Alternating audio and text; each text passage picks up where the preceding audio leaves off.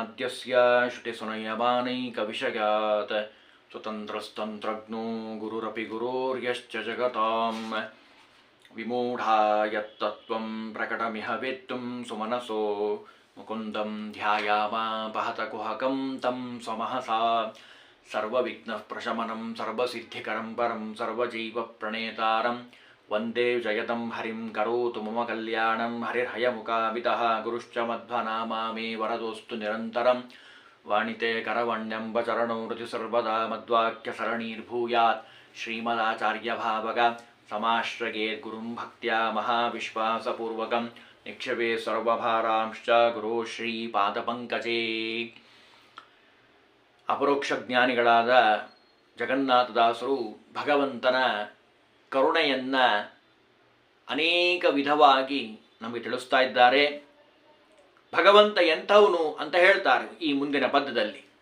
ಶರಣ ಜನಮಂದಾರ ಶಾಶ್ವತ ಕರುಣಿ ಕಮಲ ಕಾಂತ ಕಾಮದ ಪರಮ ಪಾವನತರ ಸುಮಂಗಲ ಚರಿತ ಪಾರ್ಥಸಕ ನಿರುಪಮಾನಂದಾತ್ಮ ನಿರ್ಗತ ದುರಿತ ದೇವವರೆಣ್ಯ ನೆಂದಾದರದಿ ಕರೆಯಲು ಬಂದೊದಗುವನು ತನ್ನವರ ಬಳಿಗೆ. ಭಗವಂತನ ಮಹಿಮಾ ಎಷ್ಟು ಸುಂದರ ಅಂತ ಜಗನ್ನಾಥದಾಸರ ಬಾಯಲ್ಲಿ ಕೇಳಬೇಕು. ಅಷ್ಟು ಹೃದಯ ತುಂಬಿ ಭಕ್ತಿ ಭಾವದಿಂದ ನಮಗೆ ತಿಳಿಸ್ತಾ ಇದ್ದಾರೆ. ಶರಣ ಜನ, ನಿನ್ನನ್ನು ಬಿಟ್ಟರೆ ಬೇರೆ ಯಾರೂ ಗತಿ ಇಲ್ಲ. ಅನ್ಯತಾ ಶರಣಂ ನಾಸ್ತಿ, ನೀನೇ ನಮಗೆ ಸ್ವಾಮಿ, ನೀನೇ ನಮಗೆ ಬಂಧು, ನೀನೇ ನಮಗೆ ಎಲ್ಲ ಅಂತ ಯಾರು ಬರ್ತಾರೋ ಅವರಿಗೇನು ಕರೀತಾರೆ? ಶರಣ ಜನ. ಸ್ವಾಮಿ ಮತ್ತು ಭೃತ್ಯ. ಭಗವಂತ ನಮಗೆ ಸ್ವಾಮಿ, ನಾವು ಅವನ ಭೃತ್ಯರಾಗಿರುವಂಥವರು. ಇಂತಹ ಯಾರು ಜನ ಇದ್ದಾರೋ ಸಜ್ಜನರು ಅವರಿಗೆ ಮಂದಾರ. ಮಂದಾರ ಅಂದರೆ ಕಲ್ಪವೃಕ್ಷ, ಕೇಳಿದ್ದನ್ನು ಕೊಡುವಂತಹ ವೃಕ್ಷ. ಅದು ದೇವಲೋಕದಲ್ಲಿರುವಂಥದ್ದು. ದೇವಲೋಕದಲ್ಲಿ ಬರೇ ಕಲ್ಪವೃಕ್ಷ ಇದೆ. ಆ ಕಲ್ಪವೃಕ್ಷವನ್ನು ಸೃಷ್ಟಿ ಮಾಡಿದವನು ಭಗವಂತ ನಮ್ಮ ಹತ್ರ ಇದ್ದಾನೆ ಅಂತಾರೆ ಜಗನ್ನಾಥದಾಸರು. ಶರಣ ಜನ ಮಂದಾರ ಶಾಶ್ವತ. ಕಲ್ಪವೃಕ್ಷ ಇವತ್ತಿರ್ಬೋದು, ನಾಳೆ ಹೋಗಬಹುದು, ಆದರೆ ನಮ್ಮ ಭಗವಂತ ಯಾವಾಗಲೂ ಶಾಶ್ವತನಾಗಿರುವಂಥವನು. ಯಾರು ಯಾವಾಗಲೇ ಏನೇ ಬೇಕಾದ್ರೂ ಕೊಡಲಿ, ಅವರಿಗೆ ಭಗವಂತ ಕಲ್ಪವೃಕ್ಷದಂತೆ ಎಲ್ಲವನ್ನ ಕೊಡ್ತಾ ಇದ್ದಾನೆ. ಸಾಮಾನ್ಯ ಜನಕ್ಕೂ ಕೊಡ್ತಾನೆ, ಅಪರೋಕ್ಷ ಜ್ಞಾನವನ್ನು ಪಡೆದಂಥವರಿಗೂ ಅನುಗ್ರಹ ಮಾಡ್ತಾನೆ, ಎಲ್ಲರಿಗೂ ಅನುಗ್ರಹ ಮಾಡ್ತಾನೆ ಭಗವಂತ. ಶಾಶ್ವತ ಕರುಣಿ. ಭಗವಂತನಲ್ಲಿರುವಂಥ ಕರುಣ ಅದು ಶಾಶ್ವತವಾಗಿರುವಂತಹ ಕರುಣೆ. ಕಮಲಾಕಾಂತ ಅಂದರೆ ಲಕ್ಷ್ಮೀಪತಿಯಾಗಿರುವಂತಹ ಭಗವಂತ. ಜೊತೆಗೆ ಕಾಮದ, ತನ್ನ ಅಪರೋಕ್ಷ ಜ್ಞಾನವನ್ನು ಅಪೇಕ್ಷೆ ಮಾಡುವಂತಹ ಭಕ್ತರೇನಿದ್ದಾರಲ್ಲ ಅವರಿಗೆ ಅನುಗ್ರಹ ಮಾಡುವಂಥವನು. ಪರಮ ಪಾವನತರ. ಪರಮ ಅಂದರೆ ಉತ್ತಮವಾಗಿರುವಂತಹ, ಪಾವನ ಲಕ್ಷ್ಮೀದೇವಿ ಪರಮ ಪವಿತ್ರರಾಗಿರುವಂಥವಳು. ಅವಳಿಂದಲೂ ಪೂಜೆಗೊಳ್ಳುವಂಥವನು ಅಂದರೆ ಇನ್ನೆಷ್ಟು ಶುದ್ಧನಾಗಿರಬೇಕು ಭಗವಂತ. ಪರಮ ಪಾವನತರ, ಅತ್ಯುತ್ತಮನಾಗಿರುವಂಥವನು. ಅದಕ್ಕೆ ಪಾವನತರ ಅಂತ ಶಬ್ದ ಬಳಸಿದ್ದಾರೆ. ರಮಾನಾರಾಯಣರು ಅಕ್ಷರ ಶರೀರರು ಅಂತ ಶಾಸ್ತ್ರದಲ್ಲಿದೆ. ಸಮ ಅನ್ನುವಂತಹದ್ದೇನಾದರೂ ನಿಮ್ಮ ಮನಸ್ಸಿನಲ್ಲಿ ಬಂದರೆ, ಅಲ್ರಿ ಇಬ್ಬರೂ ಒಂದೇ ಅಲ್ಲ ಅಂತೇನಾದರೂ ಬಂದರೆ ಅದನ್ನು ಪರಿಹಾರ ಮಾಡಲಿಕ್ಕೋಸ್ಕರವಾಗಿ ಪಾವನತರ ಅಂದರೆ ಲಕ್ಷ್ಮಿಗಿಂತಲೂ ಕೋಟಿ ಪಟ್ಟು ಮೇಲಿರುವಂಥವನು ಭಗವಂತ ಅಂತ ಗೊತ್ತಾಗಬೇಕಾಗಿದೆ. ಅದಕ್ಕೆ ಹೇಳಿದರು ಜಗನ್ನಾಥದಾಸರು ಪಾವನತರ ಶಬ್ದ ಬಳಸಿದರು. ಜೊತೆಗೆ ಸುಮಂಗಲ ಚರಿತ. ಸು ಅನ್ನೋ ಶಬ್ದಕ್ಕೆ ಯಾರಿಗೂ ಅಧೀನನಾಗದೇ ಇರುವಂಥವನು ಭಗವಂತ. ಯಾರಿಗೂ ಅಧೀನ ಆಗಬೇಕಾಗಿಲ್ಲ. ಅಧೀನ ಆಗೋದಷ್ಟೇ ಅಲ್ಲ, ಯಾರಿಗೂ ಅಧೀನ ಆಗೋದಿಲ್ಲ ಅನ್ನೋದಷ್ಟೇ ಅಲ್ಲ, ಜೊತೆಗೆ ಎಲ್ಲರಿಗೂ ಶುಭವನ್ನುಂಟು ಮಾಡುವಂಥವನು. ಜೊತೆಗೆ ಚರಿತ, ಅವನ ಚರಿತ್ರೆಯನ್ನು ಕೇಳೋದೇ ರಮ್ಯವಾಗಿರುವಂಥದ್ದು. ಭಕ್ತಿ ಉದ್ರೇಕ ಆಗಲಿಕ್ಕೆ ಅದು ಕಾಣುವಂಥದ್ದು. ಯಾವಾಗಲೂ ಅತ್ಯಂತ ಶುದ್ಧನಾಗಿರುವಂಥವನು ಭಗವಂತ. ವಾಯುದೇವರಿಗೆ ಆ ಶಕ್ತಿ ಇದೆ. ವಾಯುದೇವರ ಚರಿತ್ರೆಯನ್ನು ಕೇಳೋದ್ರಿಂದಲೇ ನಮ್ಮ ಮನಸ್ಸು ಶುದ್ಧ ಆಗ್ತದೆ ಅಂತದೆ ಶಾಸ್ತ್ರ. ಅಷ್ಟು ಆ ಪರಿಶುಕ್ಲತ್ರಯರಲ್ಲಿರುವಂತಹ ಶಕ್ತಿ ಸಾಮರ್ಥ್ಯ. ವಾಯುದೇವರಲ್ಲಿ ಅದಕ್ಕೆ ಗಾಳಿ ಶುದ್ಧಿ ಅಂತಂತಾರೆ ನೋಡಿ. ವಾಯುದೇವರ ಸನ್ನಿಧಾನದ ಬಲ ಅಷ್ಟು ಶುದ್ಧಿಯನ್ನು ತಂದುಕೊಡ್ತದೆ. ಇನ್ನು ವಾಯುದೇವರ ತಂದೆಯಾಗಿರುವಂತಹ ಭಗವಂತ ಇನ್ನೆಷ್ಟಿರಬೇಕು ಅದನ್ನು ಹೇಳ್ತಾರೆ. ಇಂಥವನ ಭಗವಂತ ಪಾರ್ಥಸಖ. ಪಾರ್ಥ ಅಂದ್ರೆ ನಮಗೆ ಗೊತ್ತು ಯಾರು? ಅರ್ಜುನನ ಸ್ನೇಹಿತ ಅಂತ ಒಂದರ್ಥ. ಆದರೆ ಪಾರ್ಥರು ಪೃಥುದೇವಿಯ ಮಕ್ಕಳಾಗಿರುವಂಥವ್ರು ಯಾರು? ಪಾಂಡವರು. ಸತ್ಪಕ್ಷಪಾತಿ ಭಗವಂತ, ಸಜ್ಜನರ ಪಕ್ಷಪಾತಿಯಾಗಿರುವಂಥವನು ಅಂತನೂ ಒಂದರ್ಥ ಇಟ್ಕೊಳ್ಬೋದು. ಪಾರ್ಥಸಖ. ನಿರುಪಮಾನಂದಾತ್ಮ. ರಮಾದೇವಿ ಮೊದಲೇ ಪದ್ಯದಲ್ಲಿ ನೋಡಿದ್ದೀವಿ. ನಿರುಪಮಾನಂದಾತ್ಮ ರಮಾದೇವಿ ಆನಂದ ಸ್ವರೂಪರಾಗಿರುವಂಥವಳು, ಪರಮಾತ್ಮನು ಆನಂದ ಸ್ವರೂಪನಾಗಿರುವಂಥವನು. ಅಂದರೆ ಅಷ್ಟು ನಿರುಪಮಾನಂದಾತ್ಮವಾಗಿರುವಂತಹ ಉಪಮಾನವೇ ಸಿಗೋದಿಲ್ಲ. ದೇವರಂಥವನು ಅಂತ ಎಲ್ಲೂ ಇಲ್ಲೇ ಇಲ್ಲ. ದೇವರಿರೋನೊಬ್ಬನೇ, ಅವನಂಥವನು ಅಂತ ಎಲ್ಲೂ ಇರ್ಲಿಕ್ಕೆ ಸಾಧ್ಯನೇ ಇಲ್ಲ. ಉಪಮಾನ ಕೊಡ್ಲಿಕ್ಕೆ ಬರೋದೇ ಇಲ್ಲ. ಅಂತಹ ಆನಂದ ಆತ್ಮಸ್ವರೂಪವಾಗಿ ಉಳ್ಳಂಥವನು, ಜ್ಞಾನಾನಂದವನಾಗಿರುವಂತಹ ಭಗವಂತ. ನಿರ್ಗತ ದುರಿತ, ಯಾವ ದೋಷವೂ ಇಲ್ಲ. ದೇವವರೆಣ್ಯ. ರಮಾ ಬ್ರಹ್ಮಾದಿ ರುದ್ರಾದಿ ದೇವತೆಗಳಿಗಿಂತ ಕೋಟಿ ಪಟ್ಟು ಮೇಲಿರುವಂಥವನು ಭಗವಂತ. ಅಂತಹ ಭಗವಂತ ತಾರತಮ್ಯಕ್ಕೆ ಅನುಗುಣವಾಗಿ ಎಲ್ಲರಿಗೂ ಅನುಗ್ರಹ ಮಾಡುವಂಥವನು. ಇಂತಹ ಭಗವಂತನನ್ನ ಈ ರೀತಿ ಇರೋಣು ಅಂತ ಯಾರು ಆದರದಿ, ಪ್ರೀತಿ ಬರೇ ಬಾಯಲ್ಲಿರೋದಲ್ಲ, ಮನಸ್ಸಿನಲ್ಲೂ ಇರಬೇಕು. ಭಕ್ತಿ ಬರೇ ಸ್ತೋತ್ರ ಮಂತ್ರ ಹೇಳೋದಲ್ಲ ಬಾಯಿಂದ, ಅದು ಬಾಯಿಂದ ಹೇಳೋದ್ರಗಿಂತಲೂ ಮನಸ್ಸಿನಿಂದ ಹೇಳಬೇಕು. ಆದರದಿ ಅಂದರೆ ಮನಸ್ಸಿನ ಸಹಿತವಾಗಿ ಆದರದಿಂದ ಕರೆಯಲು. ಯಾರು ಸ್ತೋತ್ರ ಮಾಡ್ತಾರೋ ಭಗವಂತನನ್ನ, ನೀವು ನಿಮ್ಮನೇಲಿ ಕೂತು ಸ್ತೋತ್ರ ಮಾಡಿದ್ರೂ ಭಗವಂತನಿಗೆ ಕೇಳಿಸ್ತದೆ ಅಂತಾರ ಜಗನ್ನಾಥದಾಸರು. ಆದರದಿ ಕರೆಯಲು ಬಂದೊದಗುವನು. ಅವರನ್ನು ಬಂದು ರಕ್ಷಣೆ ಮಾಡ್ತಾನೆ, ಅವರ ಪ್ರಾರ್ಥನೆಯನ್ನು ಮನ್ನಿಸ್ತಾನೆ. ತನ್ನವರ ಬಳಿಗೆ, ತನ್ನ ಭಕ್ತರು ಯಾರು ಸ್ತೋತ್ರ ಮಾಡ್ತಾರೋ ಎಲ್ಲೇ ಕೂತು ಮಾಡಲಿ. ಏನ ರೂಮ್ನಲ್ಲಿ ಕೂತಿದ್ದೆ ಮತ್ತು ದೇವ್ರಿಗೆ ಕಾಣಿಸ್ತೋ ಇಲ್ಲೋ, ಕೇಳಿಸ್ತೋ ಇಲ್ಲೋ, ವೈಕುಂಠ ಭಾಳ ದೂರದಲ್ಲ ಅಂತ ಹಿಂಗ್ಯಾವ ಕಲ್ಪನೆನೂ ಬೇಕಾಗಿಲ್ಲ. ಭಗವಂತ ಎಲ್ಲ ಕಡೆ ಇರ್ತಾನೆ, ಎಲ್ಲ ಕಡೆ ನೋಡ್ತಾನೆ, ಕೇಳ್ತಾನೆ, ಅನುಗ್ರಹವನ್ನು ಮಾಡ್ತಾನೆ. ಅದು ಜಗನ್ನಾಥದಾಸರು ಬಹಳ ಸುಂದರವಾಗಿ ನಮಗೆ ತಿಳಿಸ್ಕೊಟ್ಟಿದ್ದಾರೆ. ಇದಕ್ಕೆ ಬೇಕಾದಷ್ಟು ಉದಾಹರಣೆಗಳಿದ್ದಾವೆ, ಮುಂದೆ ನೋಡೋಣ. ಮುಂದಿನ ಪದ್ಯದಲ್ಲಿ ಹೇಳ್ತಾರೆ. ಹೌದ್ರಿ, ಬಂದಾನೆ ಅಂತ ಅಂತೀರಲ್ಲ ದೇವರು, ಬಂದಿದ್ದಕ್ಕೊಂದು 2 ಉದಾಹರಣೆ ಹೇಳಿಬಿಡ್ರಿ ಅಂದರು. ಅದಕ್ಕೆ ಹೇಳಿಬಿಟ್ರು ಮುಂದೆ ಅದೇ ಮುಂದಿನ ಪದ್ಯದಲ್ಲಿ ಅದನ್ನೇ ಹೇಳಿದ್ದಾರೆ. ಇಟ್ಟಿಕಲ್ಲನು ಭಕುತಿಯಿಂದಲಿ ಕೊಟ್ಟ ಭಗುತಗೆ ಮೆಚ್ಚಿ ತನ್ನನೆ, ಕೊಟ್ಟ ಬಡ ಬ್ರಾಹ್ಮಣನ ಒಪ್ಪಿಡಿ ಯವಳಿಗ ಅಖಿಲಾರ್ಥ, ಕೆಟ್ಟ ಮಾತುಗಳೆಂದ ಚೈದ್ಯನ ಹೊಟ್ಟೆಯೊಳಗಿಂಬಿಟ್ಟ ಬಾಣದ ಲಿಟ್ಟ ಭೀಷ್ಮನ ಅವಗುಣಗಳ ಎಳಿಸಿದನೇ ಕರುಣಾಳು. ಒಂದೊಂದು ಅಕ್ಷರವೂ ಅಷ್ಟು ಮಂತ್ರ ಸದೃಶವಾಗಿರುವಂಥದ್ದು ನಮ್ಮ ಜಗನ್ನಾಥದಾಸರ ಮಾತು. ನೋಡೋಣ, ಮೊದಲೇ ಪದ್ಯದಲ್ಲಿ ಹೇಳ್ತಾರೆ ಇದರಲ್ಲಿ. ದೇವ್ರು ಹೆಂಗೆ ಬರ್ತಾನೆ? ಕರೆದುಕೊಳ್ಳೆ ಬರ್ತಾನ? ಕರೀದೇ ಬರ್ತಾನ್ರಿ ಭಕ್ತಿ ಮಾಡಿದರೆ. ಇನ್ನು ಕರೆದ ಮೇಲೆ ಬರೋದಿಲ್ಲೇನು? ಇಟ್ಟಿಕಲ್ಲನು ಭಕುತಗೆ. ನೋಡ್ರಿ, ಮೊದಲನೇ ಶಬ್ದ ಹೇಳಿದ್ರು, ತಂದೆ ತಾಯಿಯಲ್ಲಿ ಅಪಾರವಾದ ಸೇವೆ.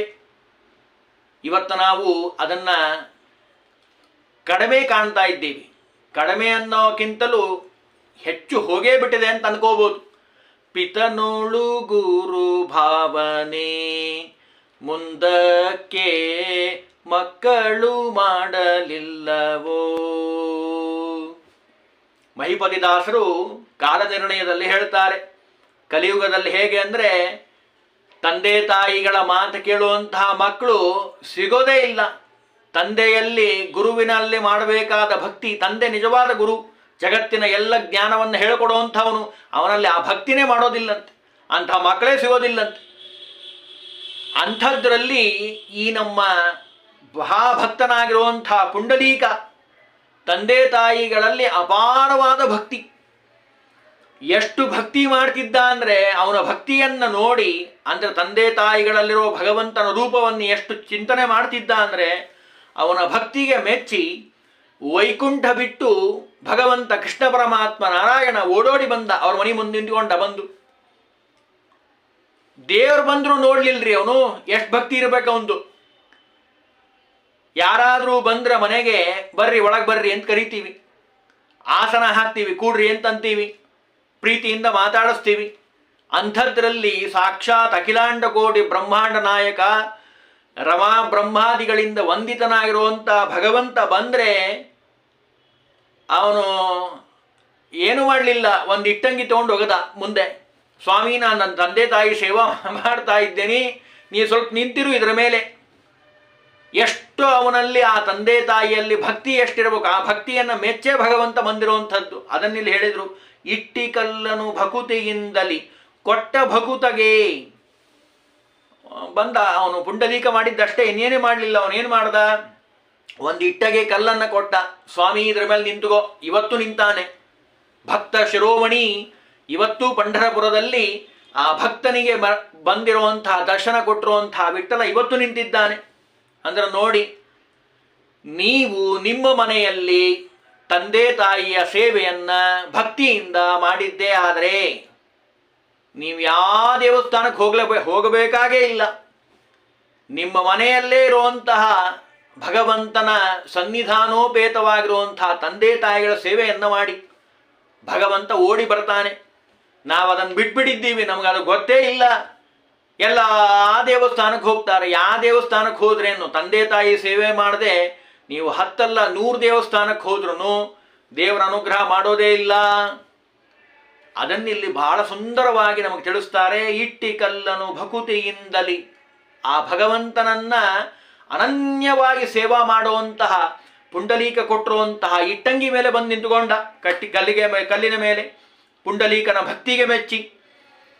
ಅಷ್ಟೇ ಅಲ್ಲ, ಅಂದರೆ ಅವನಿಗೆ ವಶನಾದ ಭಗವಂತ, ಅಷ್ಟು ಅವನ ಭಕ್ತಿ. ಇನ್ನು ಕೊಟ್ಟ ಭಕುತಗೆ ತನ್ನ ಮೆಚ್ಚಿ ತನ್ನನೇ ಕೊಟ್ಟ ಬಡಬ್ರಾಹ್ಮಣನ ಒಪ್ಪಿಡಿ. ಒಂದೇ ಒಂದು ಮುಷ್ಟಿ ಅವಲಕ್ಕಿ. ಸುಧಾಮನ ಚರಿತ್ರೆ ನಮಗೆ ಗೊತ್ತು. ಆ ಸುಧಾಮನ ಒಂದು ಏನಿಲ್ರಿ ಮನೆಯಲ್ಲಿ, ಬಡಬ್ರಾಹ್ಮಣ, ಏನೇನೂ ಇಲ್ಲ ಮನೆಯಲ್ಲಿ. ಆ ಹೆಂಡತಿ ಹೇಳಿದ್ಲು, ಭಾಗವತ ಕೇಳಿರೋರು ಚೆನ್ನಾಗಿ ಗೊತ್ತಾಗತ್ತೆ. ನಿಮ್ಮ ಸ್ನೇಹಿತ ಅಂತ ಅಂತೀರಲ್ಲ, ಮತ್ತೆ ಕೃಷ್ಣ ಅಂತ, ಮತ್ತೆ ಹೋಗ್ಬರ್ರಿ ಒಂದ್ಸರಿ, ಏನಾದರೂ ಸಹಾಯ ಮಾಡ್ತಾನೆ. ಕಷ್ಟದಲ್ಲಿರೋಂಥ ಅವನನ್ನು ನೋಡಿ ಸುಮ್ಮನಿರೋದಿಲ್ಲ. ಮಿತ್ರ ಅಂತ ಹೆಸರು ಅದಕ್ಕೆ, ಸ್ನೇಹಿತ ಅಂತ ಅಂತಾರೋ ಇಲ್ಲೋ, ಅದು ಸಂಸ್ಕೃತದಲ್ಲಿ ಮಿತ್ರ. ಮಾನ ಮತ್ತು ತ್ರಾಣ ಎರಡನ್ನ ಕಾಯೋನು ಯಾರೋ ಅವನೇ ಮಿತ್ರ. ಅದನ್ನು ಮಾಡಲಿಲ್ಲ ಅಂದರೆ ಅವನು ಅಮಿತ್ರ, ಅವನು ಶತ್ರು, ಅವನು ಮಿತ್ರ ಅಲ್ಲೇ ಅಲ್ಲ. ಅಂಥದ್ರಲ್ಲಿ ನಿಮಗೆ ಸಹಾಯ ಮಾಡ್ತಾನೆ, ಹೋಗ್ರಿ. ಆ ವೈಭವ ರುಕ್ಮಿಣಿ ಸಹಿತನಾಗಿರುವಂತಹ ಭಗವಂತ, ಸತ್ಯಭಾಮ ಸಹಿತನಾಗಿರುವಂತಹ ಕೃಷ್ಣ ಪರಮಾತ್ಮನ ದಿವ್ಯವಾದ ಆ ರೂಪವನ್ನು ನೋಡಿ ಪಾಪ ಸುಧಾಮನಿಗೆ ಬಾಯೇ ಬರಲಿಲ್ಲ ಏನಾರು ಕೇಳೋಣ ಅಂದರೆ.